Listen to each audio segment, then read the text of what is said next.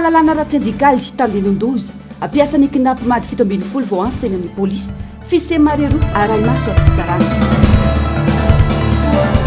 fitrandrana arena ambany tany impolisy sanjato ny volamitra tokony verina amin'ny komina sy ny faritra anaovana fitandrana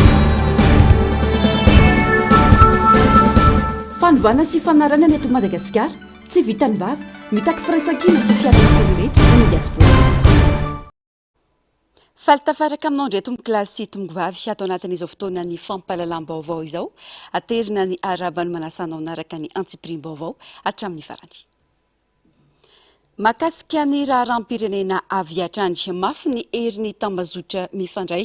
tamin'ny fitondrana teo aloha ho itiavana ratsy mandresy mpanao politika ka ilaina fitandremana amin'izay olona petraka mandodina ireo mpitondra vaovao ho fisorohana ireo tonga nanaroatra ny fanavaozana mitaky fifamelana ho amin'ny samy malagasy ny toetra raha misy amin'izao haftoana kanefa tsy manaisitra ny andraikitry ny lalàna anentsika ireo tomponantoka tamin'ny kolikoly sy ny fanapotehana ny firenena izany tokony tsy amerina ny lesoka teo aloha ny fitondrana vaovao raha nambarany ity mpanao politika ity teo amin'ny fandraisam-peo ny Narsisy Karazafy sary sy rindran-tsary ny mbola avatsara tsy misy idiran'ny fanjakana malagasy amin'ny fanenjehana ara-pitsarana ny Ravatomanga any Maurice fanapa-kevitry ny fitsarana maorisiana zany izay tsy miankina ary tsy azon'ny fanjakana hafa idirana na amin'ny endriny politika io na amin'ny endriny ara-diplomatika hoy ny mpanao politika zava-dehibe ny fifamelana ho an'ny malagasy ary efa ela nanaovana antso ny tokony isian'izany maro loatra nefa ireo ratra sy takaitra naveran'ireo mpitondra teo aloha sy ny kolikoly avolenta nandritra ny taona maro noho izany tsy maintsy enjehana araka ny lalàna ireo olom-panjakana mpandraharaha na vondron'olona na tonga ny fahampotehana ara-toekarena sy ara-pitantanana entina hanarenana ny fahamarinana sy ny fitokisan'ny vahoaka ny fitondram-panjakana mijoro ny fanasaziana ireo tsy maty manota sy ireo nanimba ny firenena sy ny vahoaka fifamelana ho anay manokana efa elana izay no nitaky an'izany ny fitondrana teo aloha tena tsy nieno an'izany mihitsy fifamelana tokony atao ary tsika tsy maintsy tokony malagasy iray bloka iray vao afaka androso kanefa kosa nisy antony matoza firenena zao latsaka katerina lalina tahaka izao zany zavatra zany vokatry ny kolikoly izay nedivana tamin'ny tolona natao teo dia ho jerena fotsiny ve zany afaka mifamelytsika fa tsy maintsy apetraka kosa hoe iza nanao inona teto inona sahazy azy araka ny lalàna velona tsika tsy hoe anao sazy fa araka ny lalàna velona inona ny tokony sahazy azy zay dia efa fifamelana ny satria nisy victime ne nataon'ireny olo ireny tamin'ny fotoan'androny zay dia efa fifamelana ny fametrahana an'izay hoe tsy maty manoto zay eto amin'ny firenena mafy sy sarotra ny manala ny faka sy ny mpiaradia tamin'ny fitondrana teo aloha izay nanjakazaka nandritra ny 40 taona teto amin'ny firenena tsy lan'olomanga nefa i Madagasikara mila jerena tsara araka izany ireo hotendrena amin'ny mahatompona ndraiky mpanjakana manodidina ny fitondrana vao mijoro raha ny fanamafisana nentiny ity mpanao politika ity tsy tokony izy intsony araka izany ireo olona mpiaradia tamin'ny fitondrana teo aloha omena toerana amin'izao fotoana ny fanavaozana izao ny zava-misy tao anatin'ny 40 taona dia nisy atoko politika nanjaka teto mafy be manala ny fototra izay zavatra izay ary le izy coalition ny azy tsy mitovy zany ohatra ny atevy antoko Madagasikara petraka tsara antoko fa ny azy coalition tao daholo ny antoko maromaro efa niaraka taminy misy lasa nanohatra avy eo misy fa tao anatin'le antokony tao anatin'le coalition dia reny efa nisafishe orange aloha zany ka amin'izao fotoana izao nisy efa niaraka taminy efa nisafishe orange olon'olona reny mety mbola nijanona tao noho ny antony nahazo toerana izy tsy fantatra dia miverina tafiditra noho ny antony tsy fantatro za tsy tehitra lalina amin'ny hoe ny any présidence sy ny ohatr'izay fa miverina tafiditra zareo zay efa nisafishe orange nefa mety hoe olon'le efa niaraka tao anatin'le coalition ka zay zany aloha zany dia efa te hametraka hoe mila mijery tsara ny folom-panjakana ankehitriny tokony tsy hanampitsofina tahaka nataony mpitondra teo aloha ny fiadidina ny fanavaozana ny repoblika maro mantsy ny faneho-kevitra ireo vondrona toko sy vondron'olona ny aradia tamin'ny mpitondra teo aloha no mitady seza mafy hidirana amin'ny fanavaozana ny repoblika ka ireny no mila fitandremana hialana amin'ny fandrika sy ny fitaka ho an'ny fiadidina ny fanavaozana ny repoblika Mahakasika ny raharaham-pirenena izay avonina andray an-tanana sy hiditra antsehatra nampiny fitondrana mijoro ankehitriny hitondra ny anjarabiriky ho fanarenana ny Madagasikara ny mobilisation générale de diaspora raha nambarany mpitondra teniny izy ireo mila ezaka sy fiara-miasa ny ona ny fahaiza-manao ny fitantanana fa tsy vitan'ny vava fotsiny hoy ny fanamafisana ankoatran'ny fanovana no takina tamin'ny tolona mitaky izy ireo ny anokafan'ireo masivon'ny Madagasikara ho an'ny malagasy rehetra fa tsy natokana ho anna loko politika iray fotsiny ihany mila fanovana ihany koa izy ireo ny pila ravinahitra fa tsy rehefa misy ilana azy ireo vao antsoina fanampanazavana. Nandray anjara mivantana ary nanao ny antsio zavatra tamin'ny tolona natao teto Madagasikara ireo pila ravinahitra ny ivelany. Navita ny tambatra ireo malagasy melipatrana ny amin'ireo firenena 20 amin'ny 12 ahitana malagasy ao anatin'ny fikambanana mobilisation générale de diaspora ary manana solitena ao anatin'ny komite miaro ny tolona izay efa nitsangana 2 herinandro lasa zay. Anisan'ny fototra iray lehibe natafitiny tolona iny izy ireo ny firaisan-kinana asehon'ny malagasy rehetra indrindra teny Akanja. Mbola mila ny fandraisana andraikitry ny rehetra ny ananganana ny Madagasikara vaovao. Mila ny pila ravinahitra fa tsy rehefa misy zavatra ilaina ihany vao antsoina izy ireo. Hoentsika ho nivon'ny mpitondra fanjakana hoe mila fanovana isika diaspora fa zay fanovana zay mila tonga ary mba enomy eo Madagasikara fa tsy hoe rehefa misy zavatra ilaina ihany vao tsaroana ny diaspora fa amin'izao fotoana ireo fondation zao zao ny fotoana anaovantsika an'izay. Ankoatra ireo fitakiana fototra ny aingan'ny tolona teto Madagasikara, manana ny fitakiana manokana ireo pila ravinahitra ny ivelany ka naneho ny marary azy ireo ihany koa. Eo ohatra ny tokony ahafahan'ny diaspora mifidy rehefa tonga ny androm-pifidianana, eo ny tokony sina solitena manokana avy amin'ny tondra teny eto Madagasikara sy ny sisa. Mitondra ny anjara birikiny, entina ho an'ny firenena izy ireo ary manakevitra amin'ny fikonan-doham-pirenena izay atao eto Madagasikara, iantoana fifidianana madio sy mangarahara. Manana ny fahaiza-manao sy ny traikefan'ny rehetra ka tokony ho ampiasaina. Nisy moa ny sosikevitra narosin'izy ireo ho amin'izany. Za fifidianana zany hitantsika zava-misy fa raha ohatra ka misy vokatra androany afaka ray volana vao mivoaka ny vokatra. Tsika nefa amin'izao fotoana fa anatin'ny vanim-potoana numerika ary tsika manana-pahaizana be lehibe zay mahatonga na nyteny resaka hoe robotika teo tsy robotika ihany fa resaka informatika manana olona mahay tsika. Dia tsy ho vita ve ny manao an'io ao anatin'ny ray andro ohatra mety amin'ny tany mandroso rehetra. Eo Afrika fotsiny ary dia efa misy an'izany ao anaty Afrika eo dia efa mahavita an'izany hoe vita ny fifidianana dia mivoaka ny vokatra ny arivan'iny ihany. Azo atao zany ary manana talentany amin'izany tsika diaspora zay mahatonga na miteny hoe fa manana mahita hoe miabo le fanovana mitranga fa irina fotsiny ny olona mitondra ny fanjakana sy ny manana ny misy tao zany afaka mandidy amin'ny zavatra ho atao hijery an'izay zavatra satria afaka miara-miasa mihitsy ny diaspora sy ny olona eo an-toerana mifampizaran'izay fahaiza-manao zay dia mitondra miakatra ny Madagasikara satria Madagasikara ny resantsika rehetra. Manaitra ny mpitondra fanjakana ankehitriny diaspora mba hanome lanja ny malagasy rehetra hitantanana ny maso ivo malagasy any ivelany fa tsy natokana ho ana loko na antoko politika iray fotsiny. Raha misy ny fanovana tiana petraka mila fiovana goavana io sehatra io. Ny ambasadytsika na ny maso ivoantsika toerana hoe raha misy olona ohatran'ny hoe jiro anatin'ny aizina zany misarika ny olona hoe ato raha misy olana dia makato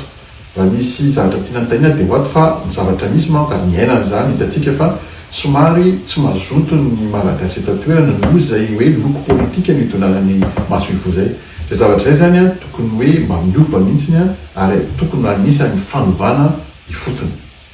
Tsy vitan'olo tokana ny fananganana sy fanarenana firenena fa mila fandraisana andraikitry ny sampatan'olona. Tsy andry ny fitondrana anao zavatra ka fa anomboka ho an'ny tena manokana iantohana fampandrosoana maritra. Lafimbavao hafa kosa indray atandindondoza ny fahalalana aretsan-dikaly eto amin'ny firenena araka ny lalana 420 tsipikaotra 410 anefa dia mifototra amin'ny fiarovana ny zonim-piasa ny rafitra aratsan-dikaly. Nanomboka ny alatsinainy ka hatramin'ny androany alarobia piasa 720 no notery ny mpampiasa teny anivon'ny mpitandro ny filaminana ary roa nahazo fanaramaso ara-pitsarana no ny fanenjehan'ny mpampiasa azy ireo. Narciso Karazafy mbola avatsaratra.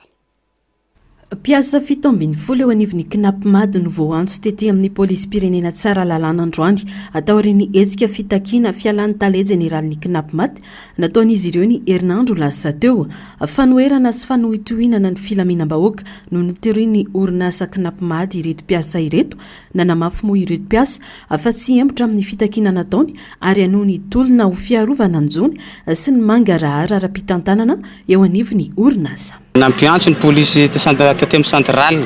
noho ny fitakina sy fanehoana hevitra teo amin'ny toeram-piasana eo lazaina fa manohitoana ny filaminam-bahoaka zay ny antony fampiatsoana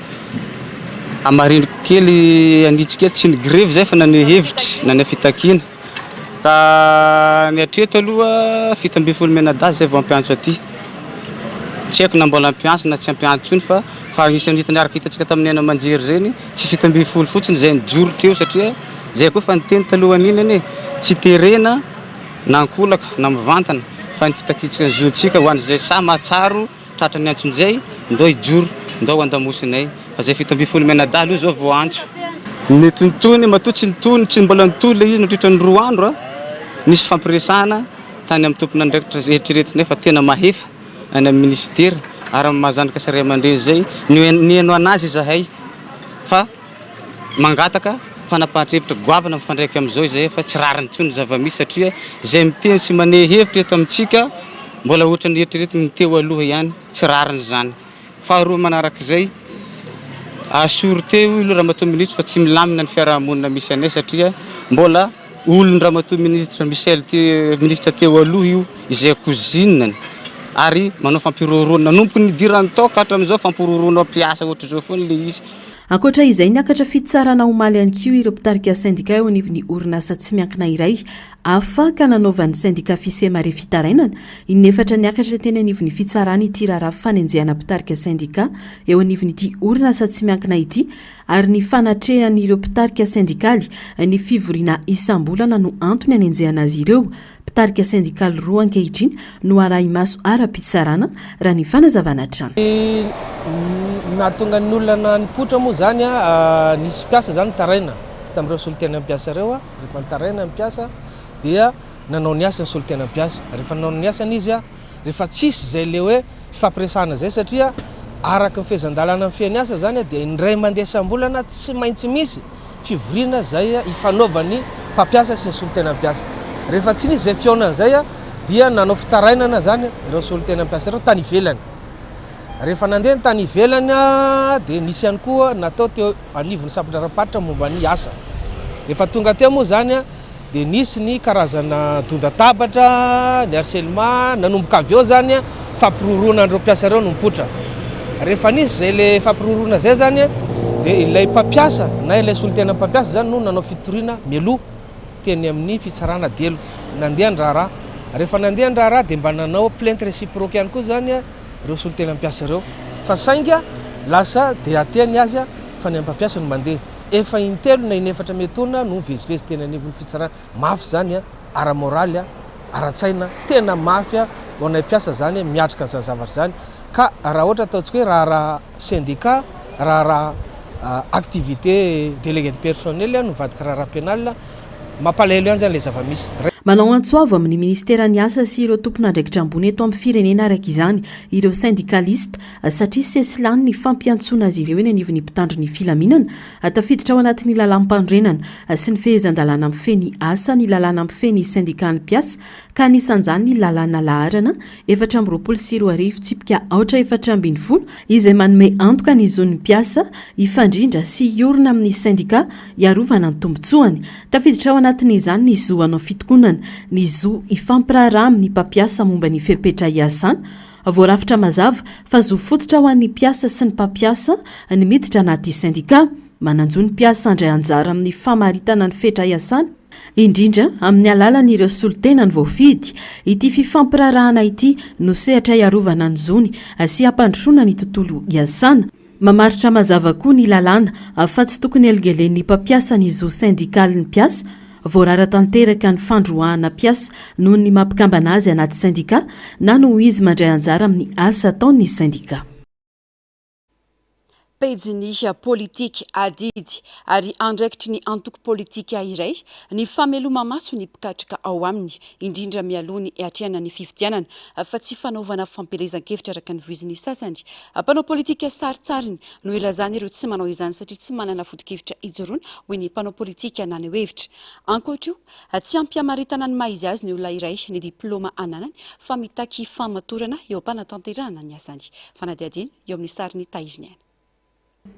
zavatra telo goavana ny tokony masoany mpanao politika eto Madagasikara voalohany amin'izany ny fikatsahana tombotsoan'ny firenena faharoa ny fanolorana soso-kevitra anatsarana ny fiainam-bahoaka ary fahatelo ny fijerena ny sosialim-bahoaka adidy ary andraikitry ny mpanao politika iray ny fameloma maso ny mpikatroka ao aminy indrindra mialohany hiatrehana ny fifidianana fa tsy fanaovana fampelezan-kevitra araka ny voiziny sasany mpanao politika saritsariny no ilazana ireo tsy manao izany satria tsy manana foto-kevitra ijoroana fa samby aloha manao ny tandrify azy ny tsirairay za zany mangataka amin'ny filohan'ny fanavaozana ny repoblika ny Madagasikara amin'izao fotoana izao Andriamatoa Andrinirena Mikaela omeo malalaka ny mpanao politika anao ny atao hoe redénomisation eran'ny Madagasikara ary ny atao politika sy mitsofoka anatin'izany dia sarisariny fotsiny raha ho avy ny fifidianana filoham-pirenena fa izao zany dia omanina efa kaiky anay zany 2028 zany ary raha ny tolo-kevitra natorin'ny prime ministre atsika raha sy diso ao amin'ny 2027 ny fifidianana afaka heri-taona sy tapana ane zany zany heri-taona sy tapana zany akaiky loatra amin'ny fanomanana fifidianana filoham-pirenena fifidianana be ny tanànany anany homaniko 12 taona na sy lana azy ao na tsy ara-afa-po satria ampy ny fotoana nanomanako ny atao hoe politika ny hilasaka hovidiana filoham-pirenena zany isan'ny tsy manakana an'ireo atoko politika rehetrarehetra zay mivezivezy eran'ny Madagasikara tokony alalahana izy ireo ahafahany vahoaka mahafantatra ny programa nasany na dia mbola sy fampelezan-kevitra azy sady tokony mijery ny sosialim-bahoaka izy mba misidika ny tanàna fa tadidio mahaberesaka eto ihany koa ny fomba fanendrena olona iray amin'ny toerany tsy ampiamaritana ny maizy azy ny olona iray ny diplôma nanany fa mitaky fahamatorana manaova asa mahitsy manaova asa mivaingana amin'ny vahoaka malagasy manaova asa mivaingana ho hitany mpitondranao mba ahafahan'ny olona miteny fa ianao dia navita ny mission nampanaovina anao mangataka zay ho an'ny olona manendry olona mavita ny raikitra no tendreo amin'ny toerany fa sy olona be diplôma problème tsika ny Madagasikara manenjika be diplôma boritra ny be da be zéro rehefa sur terrain raha zany nataony lehibe an'ny faritra tompoko na tiana na tsy tiana ilaina ny politika ary miatraiky amin'ny isam-batan'olona ny politika mila fanovana goavana nefa ny fanaovana politika eto Madagasikara mba hialana amin'ny fiheverana fa mahampanankarena ny fanaovana politika ary tsy mahavoakitikitika ny fanaovana politika na dia manao tsy mety aza ny mpanao politika iray eo amin'izay vavaoan'ny politika izay nalalaka ny fandraisam-pitenena ny solombavam-bahoaka omaly teny amin'ny anteny meram-pirenena tamin'ny fandaniana ny teti-bola-panjakana 2024 manaporofo izany fa efa manomboka miverina amin'ny malapany demokrasia azy ity lampam-panjakana ity raha tery zany izy teo aloha indebe ny firenena ny teti-bola ka everina ny ampiasan'izany araka ny tokony ho izy hoy ny faneho-kevitry ny solombavam-bahoaka iray androany fanampanazavana raha teritery tamin'ny faneho-kevitra sy fandraisana fanapaha-kevitra ireo solombavam-bahoaka tamin'ny fandaniana lalàna momba ny teti-bola-panjakana teo aloha afaka naneho hevitra ny kalalàna izy ireo tamin'ity ho ny faneho-kevitra porofo zany fa miamiverina amin'ny asiny antany miram-pirenena amin'ny malapany demokrasia azy voadinika tamin'ny Antsipriana ary nitondra fanovana sy fanotsiana maro ny ampahany amin'izany nandritra ny 2 andro ny solombavam-bahoaka izay natria ny ministry ny toe-karena sy ny fitantanam-bola ny songadina manokana ohatra ny fanovana makasika ny etra sy ny fahatseranana ary ny fanafoanana ny aby amin'ny tatombidy amin'ireo sakafom-biby fiompy no izy miantoka ny famokarana eto amintsika ankoatra ireo fanovana ny anivany ministera sasantsasany resosina fahasamihafana raha tamin'ny 2025 dia tsy mamenatra milaza satria izay teo anivon'ny fanoherana tamin'ireny fotoan'ireny dia tsy mba navela hiteny fa olona roso telo namena fitenenana dia nanao anatin'ny débat taorinan'ny travaux de commission dia nentina teo amin'ny séance plenaire izay mbola nisy débat dia ny ferana anisan'ny olona ny teny zay vao nandeha mivoty fa tamin'ity taona hoan'ity projet de loi 2026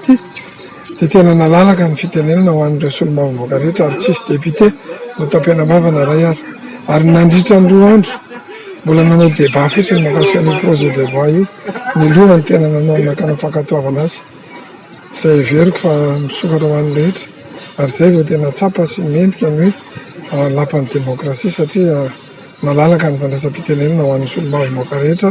tonga nanatrika ny fandaniana ny projet de loi 2026 io indebe ny firenena ny tetibola ka hiverina ny ampiasan'izany araka ny tokony ho izy ny faneho-kevitra ity solombavamboaka ity ka io politika akapobe ny fanjakana io no ampifanarahana ny volavolan-dan'ny volan'ny projet de loi dia ampifanarahana amin'ny volan'ny voaka sy ny volamiditra eo amin'ny resaka investissement sy ny fonctionnement na ny recety na ny dépense dia lany moa zany le izy mitanananeran'ny be sy ny maro ny fanekena azy ka ny fanoliana dia ho tanteraka daholo ny heriseritra mba hampandrosoana ny firenena satria indebe ny firenena ny projet de loi 2026 iny ho an'ny taona 2024. Rehefa lany tena anivony antenimieram-pirenena dia avy hatrany dia narosany amin'ny antenimiran-dolona nanomboka androany ny volavolan-dalàna mifeny tetibola 2024. Iverina eny amin'ny antenimieram-pirenena indray zany raha toa ka misy fanovana petraky ny lolona. Raha tsy misy kosa ny fanovana entin'izy ireo dia avy hatrany dia atolotrina ny fitsarana avy momba ny lalam-panorenana zany ka isy ny didim-panjakana ho fampiaran'izay voalaza sy nahitsy aorian'izay.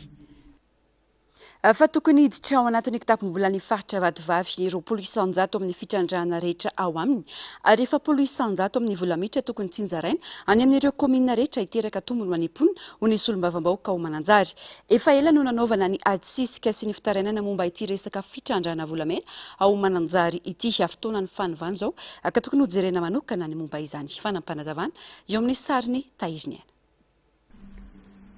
5 taona isan-taona ny vokatra avy amin'ny fitrandrahana volamena ao Mananjary faritra vatovavy eo ny solombavambahoaka voafidy tao an-toerana. Efa ela no nanao fitarainana sy antso fanairana momba ny fitrandrahana tsara-dalàna ny toerana ity olom-boafidy ity indrindra manoloana ny resaka etra ho an'ireo orinasa mpitrandraka. Raha ny zava-misy mantsy tsy migoka ny tombotsoa azo avy amin'izany fitrandrahana izany akory ireo mponina any amin'ny faritra naovana ny fitrandrahana. 1% amin'ny volamitra nefa no tokony hiverina ny anivon'ny faritra sy ny komina ho ity solombavambahoaka ity ka efa 10% ho an'ny faritra ary 20% ho an'ny komina. Raha normal ny volamiditra ny volamena rehetra dia maro dia maro ny sampasampana ao ny droit d'accise ny ristourna ny redevance ny femme frais d'administration minier zay atambatra reo rehetrarehetra roa angamba dia tokony 1% ny vola dia tokony miverina eny anivon'ny faritra sy komina dia 20% moa ny faritra dia ny 1% no any komina. Raha sy ilaza ohatra hoe komina ny Ranomavo sy Morafeno zany tena trombatobaky ny fitrandrahana fa miala siny aho na karaman'ny mpiasa amin'izany mila sy ho voaloha dia mba rariny ve raha ohatra ka ohatran'izany ny aignany eto amin'ity firenena malagasy ity hoe misy zara vilagny eto lazaina fa hoe tsy mahay mitantam-bola ny trésorier ny komina non mba sy zay kosa angamba ny ataoko hoe tokony ifampitondrany eto Madagasikara fa aleo sika andeha tokany zareo ameo ny vola dia aveleo tantagnana fa rehefa magnodikozina izy dia misy ny fisarana maefa sy misy minité reo ben'ny tanàna reo fa ataoko hoe azo enjaina amin'ny lalàna velona eto Madagasikara raha ohatra ka fa aleo sika mba magnandrana aloha. Efa ela no nanao antso fanairana momba ny fitrandrahana tsara-dalàna ao amin'ny toerana iadidiny ny solombavambahoaka teo anatrihan'ny parlemanta mba ahafahana tena manara-maso feno ity siatra iray ity izy fitraikany amin'ny fiainam-bahoaka mivantana manko ny fanovana izany. No mafisiny izany tamin'ny fifanatriana eto amin'ny solombavambahoaka sy ny ministra tompon'andraikitra ka nitondran'ny tompon'andraikitra fanazavana. Raha azo tsara ny fanontanianao dia hoe mandro ristourna daholo ve ireo olona mitrandraka volamena ao amin'ny faritra reo ary rotsakaiza le izy. Ny vola rehetra izay recouvren'ny fanjakana dia miditra ty anatin'ny kitapom-bola mpanjakana fa tiako averina ihany fa mizara roa mihitsy na recette na dépense ny exécution budgétaire misy ny partie ordonnateur dia misy ny partie comptable dia mitovy amin'izay koa ny recette partie ordonnateur zany dia ny ministère minina no midraitraka teraka azy zany hoe l'opportunité na dépense recette sy ny fangalana ny fanaovana liquidation amin'izay rehetra misehatra eo amin'ny relakibon-tany dia minina manao an'izay fa ny état de liquidation avy any minina no tonga eto aminay aty amin'ny trésor dia mirotsaka aty anatiny kitapo-mbola fanjakana avokoa ireny zany hoe raha misy tiana ho fantatra zany hoe ao daholo izy rehetra dia tsara angambany any amin'ny minina mety mahafantatra an'izay kokoa hoe tena mandohan'ilay misy torina daholo ve le olona dia afaka confrontena aty raha ohatra ka nahazo an'izay ihany ary au niveau an-tagnambola fanjakana. Vao tsy alakory izay no nanetra ny rehetra ny fiarahamonim-pirenena tafo miavo makasika ny fitandrana tsara-dalàna mirongatra manerana ny Madagasikara amin'izao fotoana izao. Raha ny filazan'izy ireo mbola mitoa ny fitrandrana volamena tsara-dalàna any amin'ny faritra Voilava distrika ny Mananjary. Avokatra izany sy mba nireny rano Intsaka sy Mananjary ary ny canal de Pangalanina izay tena ilain'ireo mponina amin'ny velon-tenany atao ny fambolena sy ny fitaterana ary ny fiarovana ny tafiotra. Atranga iray mampidi-doza ny tontolo iainana sy ny fiainan'ny mponina eny fotony ity zava-misy ity ka ilana fieverana raha ny finamafisana. Tafavezina ho solombavam-bahoaka ireo ministra telo teo aloha tamin'ny fitondrana Rajoelina. Anisan'izany Saondra ary Malala Marie Michel, ministra ny fanabeazam-pirenena teo aloha Maradona Volamiranty, ministra teo aloha ny sana ny serasera sy ny kolotsaina ary Razafinjato Aurélie, ministra teo aloha ny sana ny mponina. Anavoaka ny fitsarana avy momba ny lalam-panorenana omaly ny fanapahana momba ny famerenana azy ireo solombavam-bahoaka ataorin'ny fangatanana ataon'izy telo. Atazana teny tsy mbazazy izy ireo androandry ary naneo heviny tamin'izao fiverenana izao fanadadiny eo amin'ny sariny tahiriny any.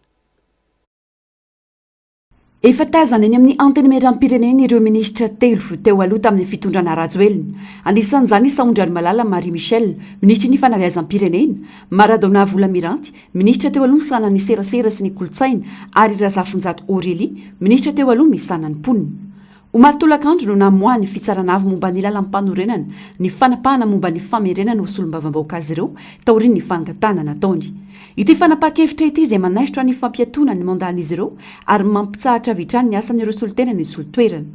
Nisy ny fiaonana teo amin'ireo solombavam-bahoaka Irmara misa telo izay niverina ho solombavam-bahoaka taoriany ny nampikambana azy ireo teo anivon'ny governemanta. Iraka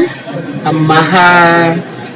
tompona andraikitra eto amin'ny firenena no tanterahanay tany ministera tsirairay avy. Ka rehefa tapitra ny andraikitra tany araky ny fehezan-dalàna manan-kery eto amin'ny firenena izay nakatoavin'ny ACC moa zany fangatanay araka asitrahana izy ireo dia miverina indray zahay amin'ny andraikitra izay napetraky ny vahoaka aminay tsirairay avy. Fampiarana ny voalaza ny lalam-panorenana ny nafanana merin'ireo solombavam-bahoaka ireo ary nanao ny asa izay nankinany vahoaka taminy ho ny solombavam-bahoaka Saondra ary Malala Marie Michel. Nanambara ihany koa ny tenany fa ijery ny paikady anaty fitonina sy ny fifanantonana ho tombotsoan'ny malagasy. Hitondra ny etaeta ny vahoaka izay nifidy anay hiaro ny tombotsoan'ny vahoaka sy ny distrika izay nifidy anay ihany koa ary hijery ihany koa ny paikady hiarana ao anatin'ny fitonina sy filaminana sy ny fiarahamiresaka sy ny fifanantonana mba hivoahantsika amin'izao fiainam-pirenena zao. Nanamafy izy telo ireo androany fa mijanona amin'ny firia-kevitra ny fidian'ny vahoaka azy. Manomboka izao zany i Razafinjato Aurélie Marie Augustine voafety tao Voibato sady ministry ny mponina sy ny fiarahamonina teo aloha izay verina amin'ny toerany isolo any Fredie Michael. Saondra ary Malala Marie Michel voafety tao Fianaratsoa isolo any Razafindrakoto Victor ary Maradona Volamiranty voafety tao Nozivarika no isolo any Malaikoratsy Jocelyn. Niteraka faneho-kevitra maro ity tranga ity satria ny fiverenan'izy ireo solombavam-bahoaka dia misitraka ny zody tsy azo enjehana na ny immunité parlementaire. Tompona andraikitra ambony teo aloha nefa ireto solombavam-bahoaka ireto ary anisan'ireo naberesaka teto amin'ny firenena tato anatin'ny volana maromaro ary anisan'ireo voakasika ny didy tsy fafana mivoaka ny Madagasikara. Pejiny sosialy mitohy ny asa sy ny fampandrosoana miaingany fotony ao amin'ny distrika ny Betafo amin'izao fotoana izao. Ankoatra ny tsy fandriam-pahalemana izay mampitarain'ireo mponina avova amin'ny ampahany olana ny tantsaha sy ny sehatry ny fanabeazana ao an-toerana. Nidinay fotony atao amin'ny komina Soavina ny solombavam-bahoaka nanolotra ireo fitaovana samihafa ho ampiasaina amin'izany. Fanampanazavana. Wafa-pasahiranana tanteraka ny mponina indrindra ny tantsaha amin'ny distrika ny Betafo manomboka izao nomena vatsy toy ny masom-boly izy ireo. Tanjona ny andatsarana ny farim-piainan'ny tantsaha izay mandrafitra ny 20 isanjato ny mponina. Toerana manokana aloha ny olona nanolotra izao fanomezana izao satria amin'izao akatoka ny fahasahiranana amin'ny tsifitsim-bola izao ny tonga ity famatsiana ity dia makasitraka sy makatelina amin'ny resaka fanomezana ohatr'izao. tsy latsa-danja ihany koa ny siatry ny fanabeazana ka nanomezana ny solombavambaoko antoerana ireo fitaovana samihafa enti mampiroborobo ny fampianarana asa avy amin'ny siat avokoa manarota ihany koa fidiropatia manome anjara siady ny commune rurale slavina dia ao zany ny lavabera ao ny table banc ho an'ny zaza ao ny tafo ary ao ciment menety ny gestionna commune rurale la slavina androany ho an'ny vahoaka satria tena vary fotoana tabia amin'ny resaka fambolena zao mivarivary karatra ny tena tabia navaivany tsy fandrimpalemana ato amin'ny komina maro to betafo no mafisina araka izany ny paikady rehetra amingorana izany tsy ny andrela fa nandray andraikitra ny solombavambahoaka ka nanetsika ny firaisankina ny fandrimpalemana ao an-toerana vatanda eo amin'ny fito arivo eo ny eto androany manao ny hetsika manao ny dina ary manao ny fifanarahana fa ifambetarina iady amin'ny asandahary eo koa moa radio izay ampiasana resaka fandrimpalemana resaka trika misy antso dia atsona ny manodidina mba ametraka ny atao hoe andavasitomonina anafoana resaka asandahary ratsaivina nanomboka ny taona 19 no nisy ny firaisankina ny tsy fandrimpalemana ato amin'ny distrikany betafo ny hita tratrany zany ka ny kominy soavina no ivona metrany ny tsangam-bato fatelo amin'izany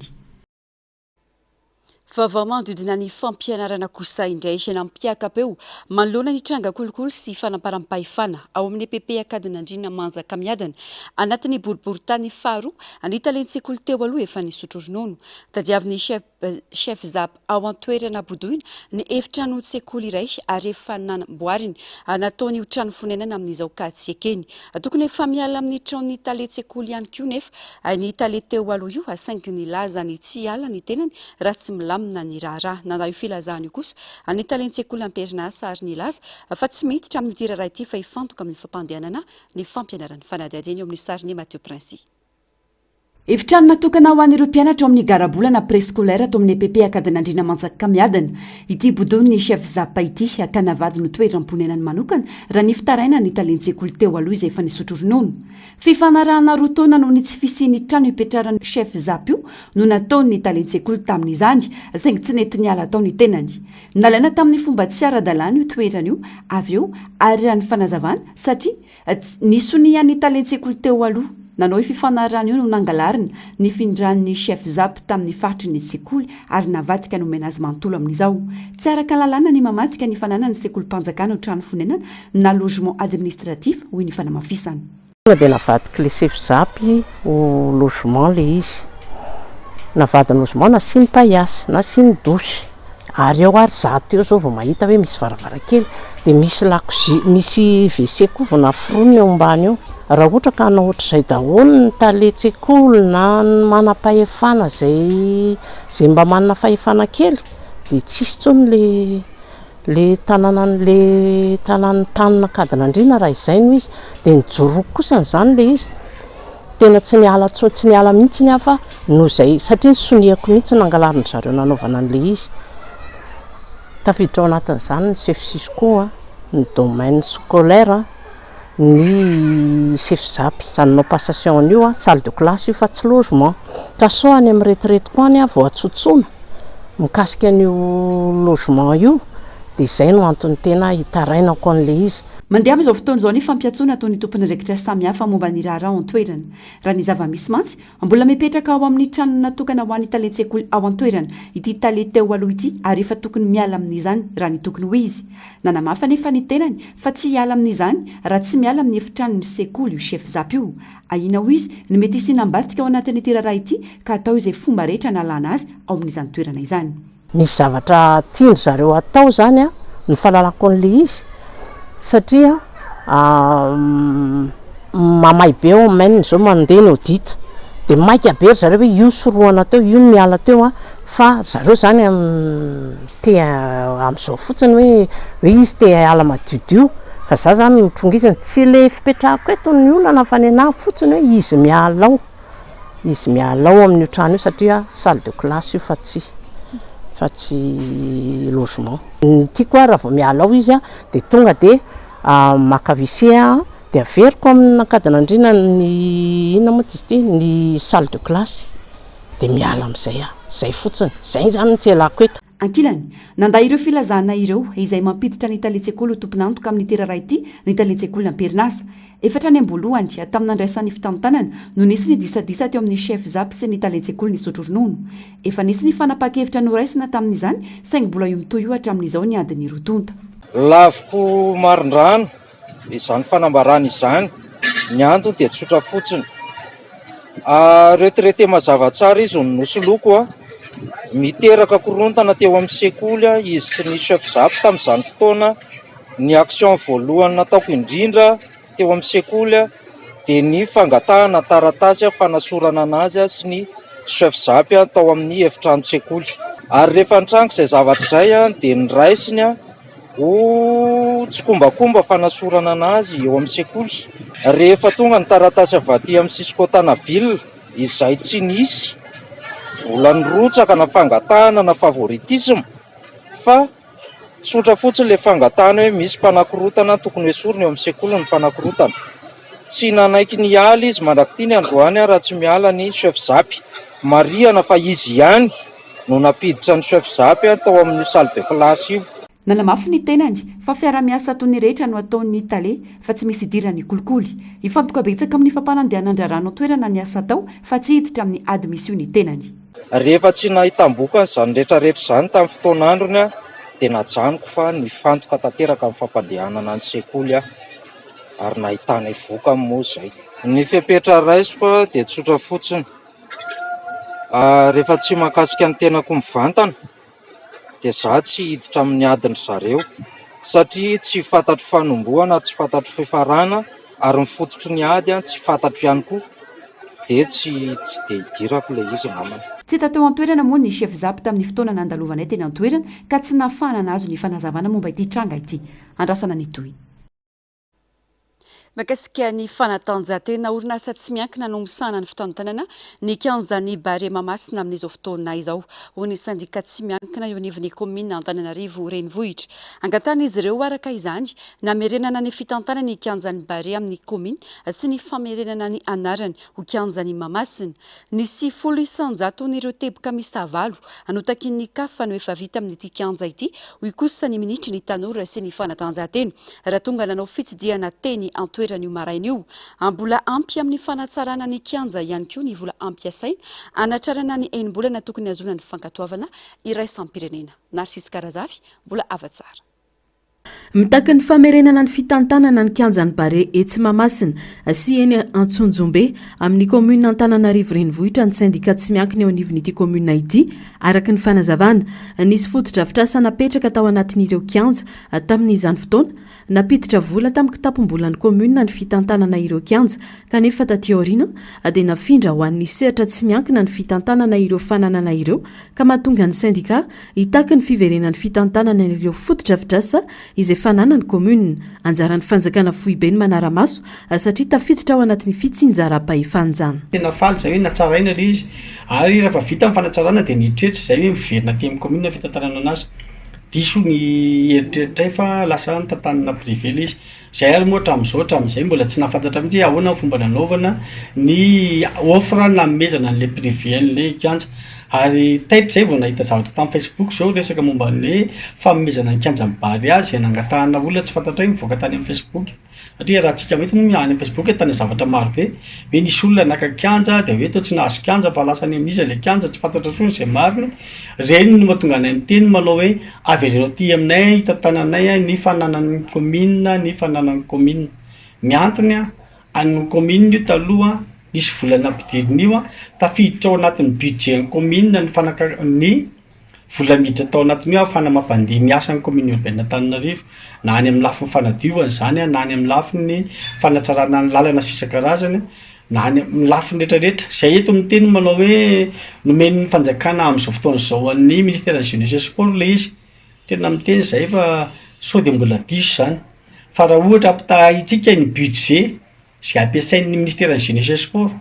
sy ny komina urbaine Antananarivo dia mbola betsaka ny komina par rapport ny ministère de jeunesse et sport noho izany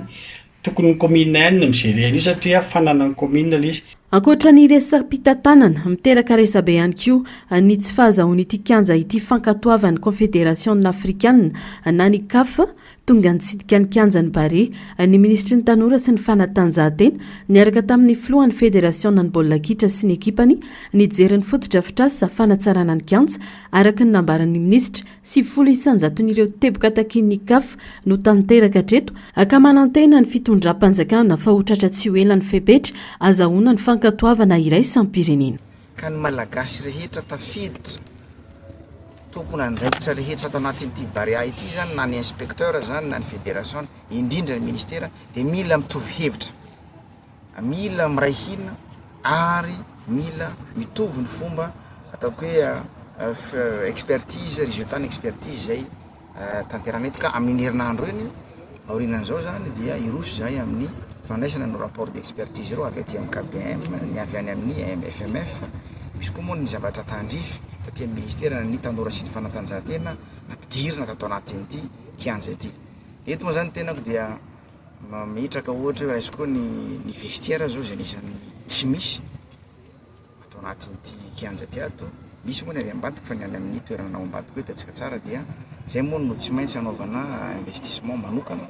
fa nanome toromariko ny mpiara-miasa ato hoe alafaso ny étude technique alefaso ny proposition financière fa tsy maintsy hitadiavatsika le lalam-bola izany ahafahana manatanteraka an'izany ao anatin'ny fotoana fohy tsy ny ministera ny tanora mivantana no mitantana azy amin'izao fotoana fa orinasa tsy miankina izahana takomana ho iatran'ny syndicat autonome ny commune Antananarivo renivohitra Ananamafy no tsy haivon'izy ireo ihany koa fa manana fahaizana manokana momba ny fikojakojana bozaka sy fotodrafitrasa ara-panatanjahantena ny mpiasan'ny commune ka tokony hiverina ho an'ny commune ny fitantanana ireo toerana manatantara sy manandanja ireo ankoatra ny fitakiana ara-pitantanana dia mitaky hamerenana ny anarana hoe kianjan'ny Mahamasina toy ny kianjana Tsonjombe no ny endriny ara-tantara ihany koa ny syndicat tsy miankina eo anivon'ny commune Antananarivo renivohitra. Farany amin'ny vaovao ny trangam-piarahamonina Vororoy sy voalaza fa nampijaly any Miguel ny renkeliny voalaza fa nankala azy ary tsy nanome sakafo azy io renikely ny petrarany io izy izay nanondry ny toerana nafatesany raha ny fanazavana nomeny fianakaviany ankoatra azy dia nisy lehilahy iray mpiarahamonina ihany koa no fantatra fa nahititra ny tsy hafa voasaringotra tamin'ny raharaha nafatesany Miguel zazalahy kely entona novonoina tamin'ny fomba feno biby tetsy tsara faritra tsy mazaza tatobavaony Narcisse Karazafy sariny mbola ava tsara nahiditra ponja vonjomaika teny tany mora tamin'ny alatsinainy lasa teo ny renkeliny Miguel ilay zazalahy entona maty voatsantokantsy teny tsara faritra tsy mazaza nampijaliny zaza tsy nanome sakafo ary nanakana azy tamin'ny fitsaboana ity renikely ity raha ny fanazavana dia olona roa zany vao endrikendrika ao anatiny tsy zany fa le mama keliny dia nisy lehilahy ray vao iraka ohatra hoe nakakeriny sy namono anazy le olany tony tena teo amin'le zaza maty moa zany io dia